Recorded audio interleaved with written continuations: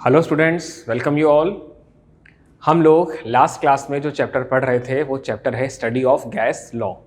और study of gas law में हम लोगों ने कुछ इंपॉर्टेंट लॉज के बारे में बात की थी, जैसे कि Graham's law of diffusion and Dalton's law of partial pressure. ये दो इंपॉर्टेंट लॉ हम लास्ट क्लास में पढ़ चुके थे और आज की क्लास में भी हम वही चैप्टर कंटिन्यू करने वाले हैं। तो चलिए आते हैं हमारे टॉपिक पर। हमारा चैप्टर है स्टडी ऑफ गैस लॉ। हम टॉपिक क्या पढ़ रहे थे? It is study of gas law. और इस चैप्टर में हम लोग लास्ट क्लास में बात कर चुके हैं Dalton law of partial pressure and Graham's law of diffusion and effusion के बारे में। आज की क्लास में जो हम टॉपिक पढ़ने वाले हैं वो है kinetic theory of gases. Okay, so आज की क्लास का टॉपिक हम स्टार्ट करते हैं। आज की क्लास का टॉपिक है हमारा kinetic theory of gas. Gas की काइनेटिक थ्योरी क्या कहती है? स्टूडेंट एक बात ध्यान रखिएगा, अभी तक जो हम लोगों ने इस चैप्टर में डिस्कस किया वो सारे के सारे जो लॉज हैं, चाहे हम बॉयल्स लॉ के बारे में बात करें, चार्ल्स लॉ के बारे में बात करें, एवोगैड्रो हाइपोथेसिस के बारे में बात कर रहे हैं, गैल-ल्यूजेक लॉ के बारे में बात कर रहे हैं, Dalton's law of partial pressure के बारे में बात कर रहे हैं, या फिर ग्राहम्स लॉ ऑफ इफ्यूजन्स के बारे में, ये सारे के सारे लॉ एक एक्सपेरिमेंटल डेटा का कंक्लूजन है। क्लियर? जितने भी लॉ हम लोगों ने पढ़े अभी तक, ये सारे के सारे लॉ एक एक्सपेरिमेंट डेटा का कंक्लूजन है। इन सारे ही लॉस को अगर हम कंबाइन करें तो क्या हमारे पास किसी गैस का कोई थ्योरेटिकल मॉडल आ सकता है? बिल्कुल, जो हमारे पास गैस का थ्योरेटिकल मॉडल आएगा वही हम पढ़ने वाले हैं इस टॉपिक के अंदर। द टॉपिक है हमारा kinetic theory of gases. Clear है ये बात?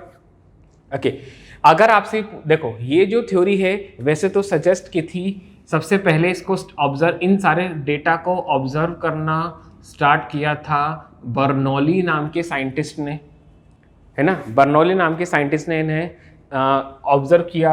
आगे चल कर के क्लॉडियस साइंटिस्ट हैं, उन्होंने भी इसमें अपना कंट्रीब्यूशन दिया। जो काइनेटिक थ्योरी ऑफ गैसेस हम पढ़ने वाले हैं, इसके अंदर हमारे क्रोनिंग नाम के साइंटिस्ट हैं, उनका भी योगदान है। हम मैक्सवेल को भी इंक्लूड कर रहे हैं, करते हैं, इन्होंने भी काफ़ी इंपॉर्टेंट कंट्रीब्यूशन दिया है जो हम काइनेटिक थ्योरी ऑफ गैसेस पढ़ने वाले हैं उसके अंदर। और एक और साइंटिस्ट थे हमारे जिनका नाम है बोल्ट्जमैन, इनका भी एक कंट्रीब्यूशन है इस काइनेटिक थ्योरी को डिज़ाइन करने में। क्लियर?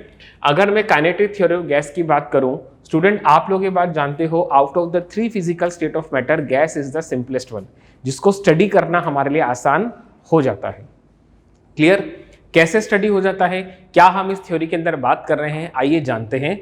तो कुछ पोस्टुलेट्स दिए गए, जितने भी लॉज अभी तक इस चैप्टर में हम लोगों ने पढ़े जो कि एक एक्सपेरिमेंटल डेटा थे, उन सारे लॉज को कंक्लूड करते हुए एक थियोरेटिकल लॉ दिया गया जिसके अंदर कुछ पोस्टुलेट सजेस्ट किए गए, और वही पोस्टुलेट्स हम वन बाय वन इस थियोरी में पढ़ने वाले हैं। ठीक है, तो हमारे पास में मेन टॉपिक आता है main postulates of kinetic theory of gases are. कौन कौन से मेन पोस्टुलेट्स हैं हमारे काइनेटिक थ्योरी ऑफ गैसेस के? तो सबसे पहला जो हमारे पास इसमें पॉइंट आता है, देखिए हम ये बात कर रहे हैं कि जो गैसेस होती है वो टाइनी पार्टिकल से मिलकर के बनी हुई हैं। ये टाइनी पार्टिकल या तो एटम होगा या मॉलिक्यूल होगा, और हम ये बात जानते हैं कि गैसियस पार्टिकल के बीच में स्पेस ज़्यादा होता है। ये इतने दूर होते हैं कि इनका खुद का मास इनके डिस्टेंस के कंपैरिजन में नेग्लिजिबल मान लिया जाता है। इसीलिए गैसियस मॉलिक्यूल को पॉइंट मास से रिप्रेजेंट किया जाता है। ओके, तो हम यहाँ पर फर्स्ट पोस्टुलेट देख रहे हैं, द पार्टिकल ऑफ gases आर आइदर एटम और मॉलिक्यूल, गैसेस के पार्टिकल जो होंगे या तो वो एटम होंगे या मॉलिक्यूल होंगे, and they are so small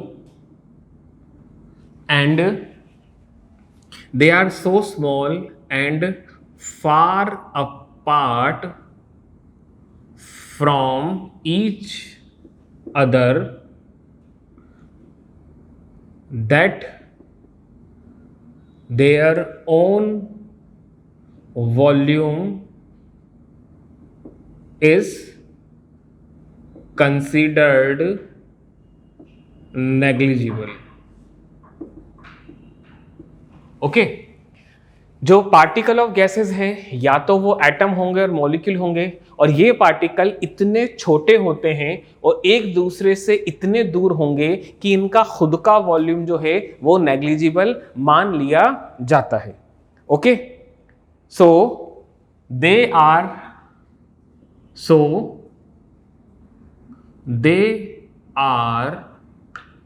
considered as point mass. जो गैस के पार्टिकल होते हैं उन्हें पॉइंट मास की तौर पे कंसीडर कर लिया जाता है. और दिस प्रूव्स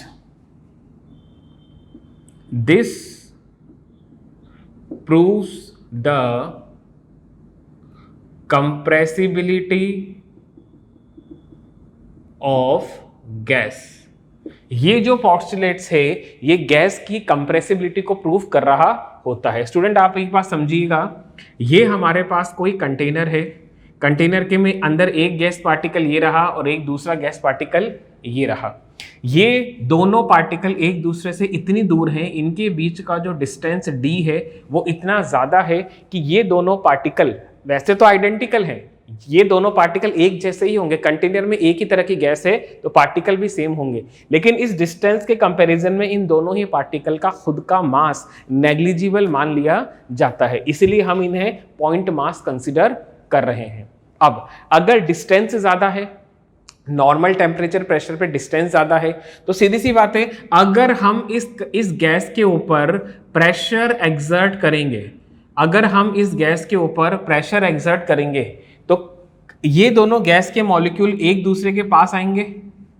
आप प्रेशर ऐसे भी एक्सर्ट कर सकते हो वर्टिकली, और आप हॉरिजेंटली भी प्रेशर एक्सर्ट कर सकते हो. आप वर्टिकली भी कर सकते हो, हॉरिजेंटली भी कर सकते हो. तो ये दोनों गैस के मॉलिक्यूल एक दूसरे के पास आएंगे जिसके रिजल्टेंट इनके बीच का स्पेस कम हो जाएगा. अगर स्पेस कम हो गया तो क्या यही प्रॉपर्टी कंप्रेसिबिलिटी होती है? यस और नो? तो आई होप आप लोगों को गैसेस की कंप्रेसिबिलिटी समझ में आ गई होगी. Is this clear? ये हमारा पहला पॉस्टुलेट्स है, ये हमारा पहला पॉस्टुलेट्स है काइनेटिक थ्योरी ऑफ गैसेस का. सेकंड हम बात कर रहे हैं there is no attraction between particle of gas. जो गैस के पार्टिकल होते हैं उनके बीच में नॉर्मल टेम्परेचर प्रेशर पे कोई अट्रैक्शन नहीं होता. इसमें लिखिएगा at constant, not constant, at ordinary temperature and pressure, at ordinary temperature and pressure. Ordinary temperature और प्रेशर पे जो गैस के मॉलिक्यूल होते हैं, गैस के पार्टिकल होते हैं, उनके बीच में कोई अट्रैक्शन नहीं होता. Is this clear? नेक्स्ट जो पोस्टुलेट्स हम लोग देख रहे हैं वो हमारे पास क्या है? It is the particle of gas are constantly moving, means they are not at rest. Particle जो होते हैं गैस के वो कॉन्स्टेंटली मूव करते रहते हैं, वो रेस्ट में कभी नहीं होते स्टूडेंट। अच्छा एक बात मुझे बताइए, आप अज्यूम कीजिए कि ये हमारे पास एक कंटेनर है जिसके अंदर कुछ गैस के पार्टिकल ये रहे। अब देखिए, हम ये बात जानते हैं अगर गैस को किसी भी कंटेनर में फिल किया हुआ है तो वो इस कंटेनर का पूरा वॉल्यूम ऑक्यूपाई कर लेंगे। पूरा वॉल्यूम ऑक्यूपाई कब करेंगे? जब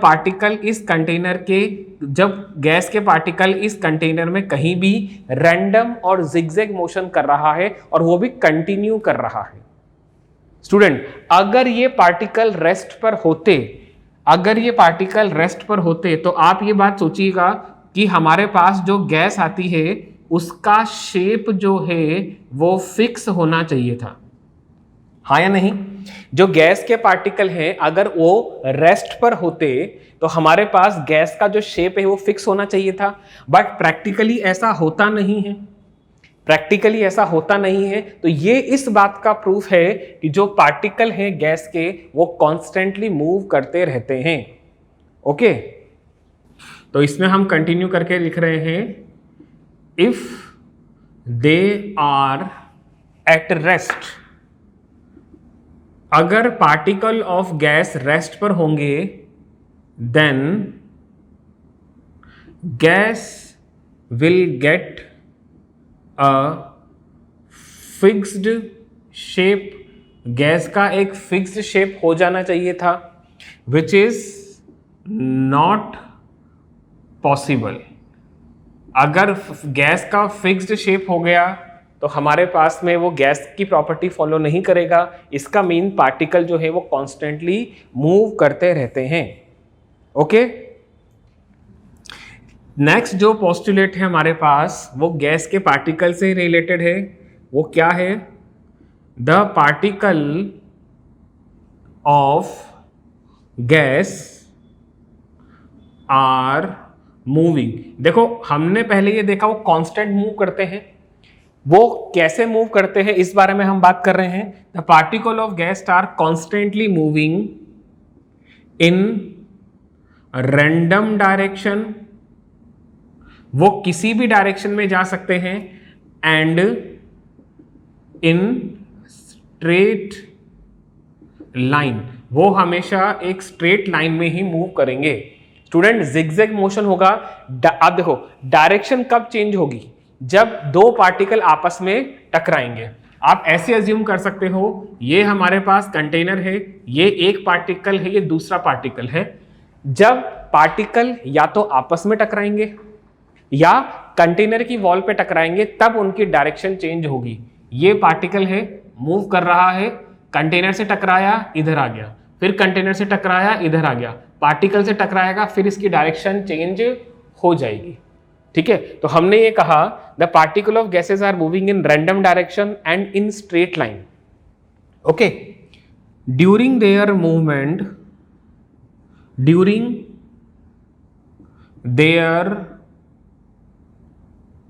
मूवमेंट, उनके मूवमेंट के दौरान they collide to each other, वो आपस में भी टकराते हैं, and to the wall of container, जिस कंटेनर में उन्हें रखा जा रहा है उस कंटेनर से भी वो टकराते हैं।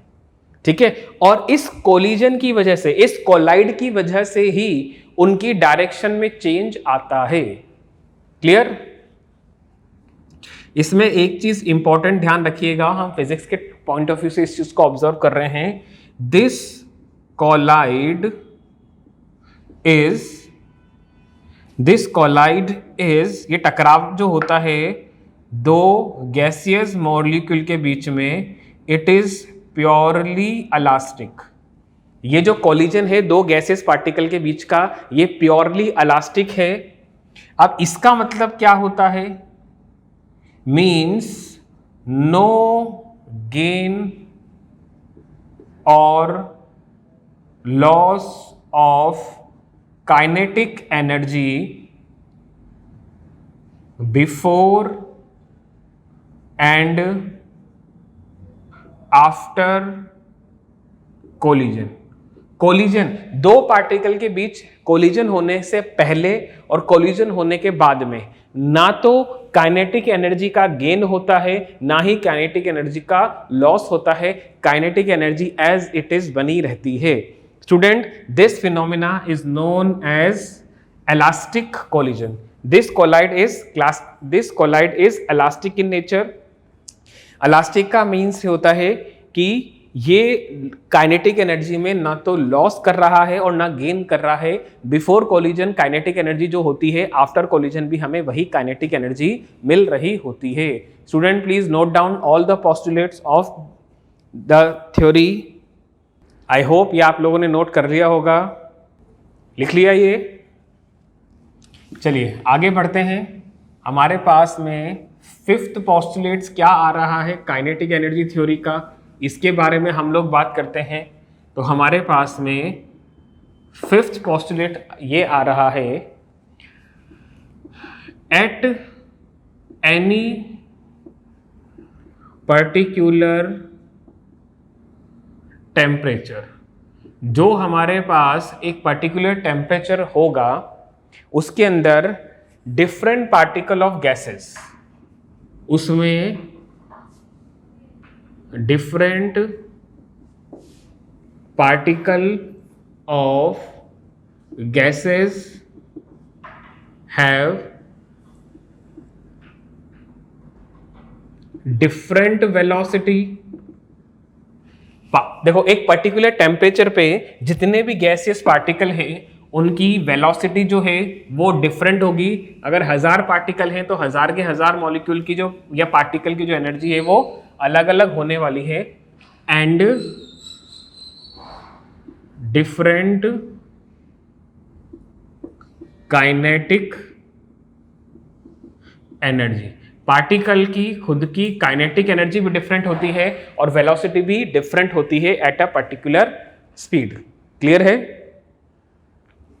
जब आप बात करते हो किसी भी गैसियस सैंपल की एनर्जी के बारे में, तो हम क्या करते हैं, we only take average kinetic energy. जब कभी भी आप किसी गैस की एनर्जी की बात कर रहे होते हो तो स्टूडेंट आप हमेशा उसकी एवरेज काइनेटिक एनर्जी के बारे में ही बात कर रहे हो। Is this clear? ये समझ में आ गई बात आप लोगों को?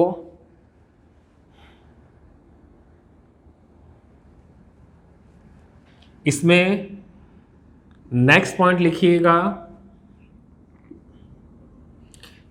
In kinetic theory of gases, in kinetic theory of gases, it is assumed, ये assume किया जा रहा है that kinetic energy of gas, that kinetic energy of gas is, ये एवरेज काइनेटिक एनर्जी क्या है, is the average of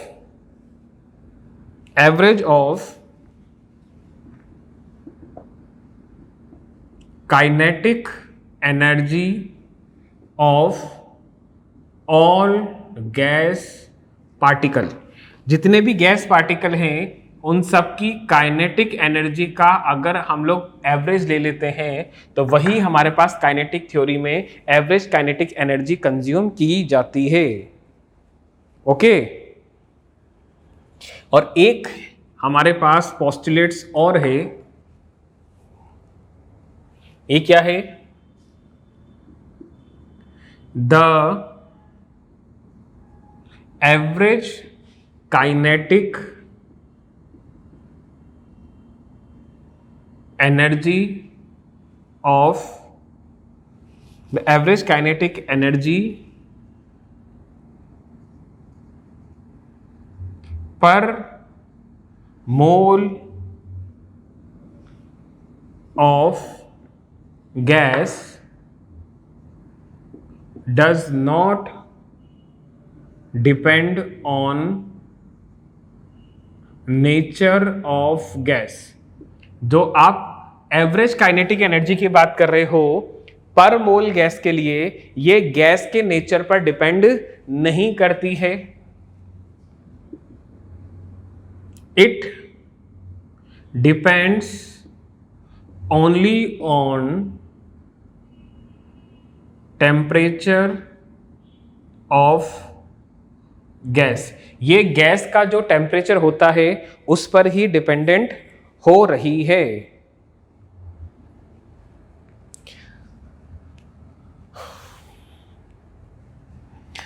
When two gases are mixed together, आपने क्या किया, दो गैसेस को मिक्स कर दिया और वो भी इस तरह से कि वो दोनों गैसेस आपस में रिएक्ट नहीं हो रही है। ओके, केमिकली रिएक्टेड नहीं है।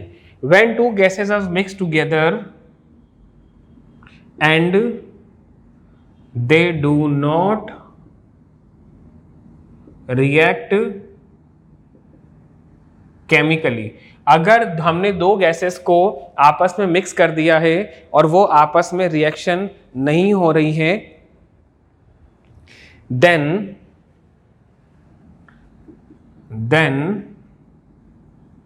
no change in temperature of gases। अगर आपने किन्हीं दो गैसेस को आपस में मिक्स कर दिया और वो आपस में रिएक्शन नहीं कर रही हैं, तो यकीन मानिएगा उन दोनों ही गैसेस के टेम्परेचर में, उस मिक्सचर के टेम्परेचर में कोई चेंज नहीं आएगा। स्टूडेंट, ये थे हमारे पास postulates of kinetic theory of gases given by Bernoulli, Claudius, Bruning, Maxwell and Boltzmann. ये इन सबके कंट्रीब्यूशन से दिए हुए कुछ हाइपोथेटिकल आइडियाज थे जो काइनेटिक थ्योरी ऑफ गैसेस को इंट्रोड्यूस कर रहे हैं। क्लियर है ये बात? ये थे हमारे पास students kinetic theory of gas के कुछ main postulates, and I am expecting कि आप लोगों को हर एक पोस्टुलेट समझ में आया है। हम गैसेस, देखो बहुत सारे लॉ जो एक्सपेरिमेंटल डेटा के अकॉर्डिंग दिए गए हैं, लेकिन उन सारे लॉ के बिहेव पर अगर हम गैस के बिहेवियर को समझना चाहें तो हमारे पास में काइनेटिक थ्योरी ऑफ गैस हमारे लिए बहुत ज़्यादा इंपॉर्टेंट हो जाती है। तो अगर हम बात करते हैं आपसे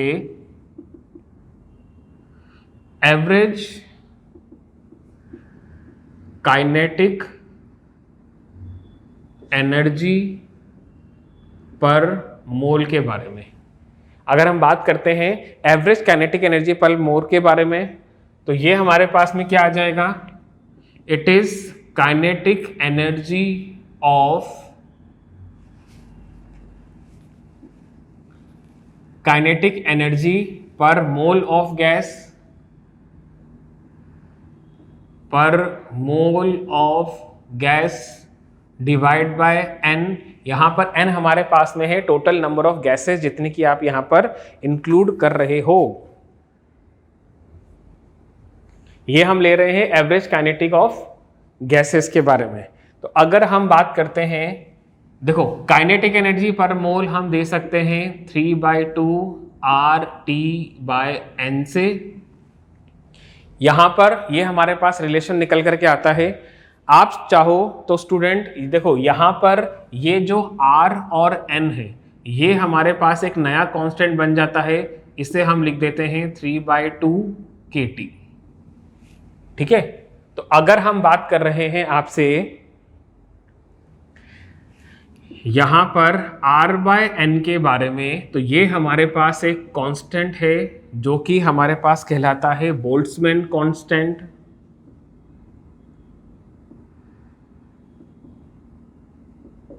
और अगर हम इससे इसके वैल्यू की बात आपसे करते हैं तो ये हमारे पास में आ जाएगा 1.38 इंटू 10⁻⁻16 अर्ग kelvin inverse mole inverse. Clear है स्टूडेंट? अगर आप लोगों को याद हो तो हमने मोलर गैस कांस्टेंट की यूनिट निकाली थी, एक ये यूनिट भी थी उसमें से। तो हमने R/N अगर यहाँ पर डिवाइड किया है टोटल नंबर ऑफ गैसेस जो हम ले रहे हैं, तो हमारे पास में ये एक बोल्ट्जमैन कांस्टेंट की वैल्यू आ जाती है। Is this clear student? तो स्टूडेंट आज की क्लास में हम लोगों ने देखा कि जो भी एक्सपेरिमेंटल डेटा आप लोगों को दिए गए हैं, Boyle's law, Charles law, Avogadro hypothesis, Graham's law of diffusion, Dalton law of partial pressure, in experimental data को कंक्लूड करते हुए जो थियोरेटिकल मॉडल हमें किसी गैस का दिया गया है वही हमारे पास हो जाता है काइनेटिक थ्योरी ऑफ गैसेस के बारे में। स्टूडेंट नेक्स्ट क्लास में हम बात करेंगे कि कुछ डिफरेंट स्पीड जो हैं, जो हमें गैसेस मॉलिक्यूल के रिलेटेड स्टडी करनी होती है, वो क्या है, कैसे हैं, हम नेक्स्ट क्लास में डिस्कस करते हैं। आज के लिए काफ़ी इतना। Thank you so much everyone.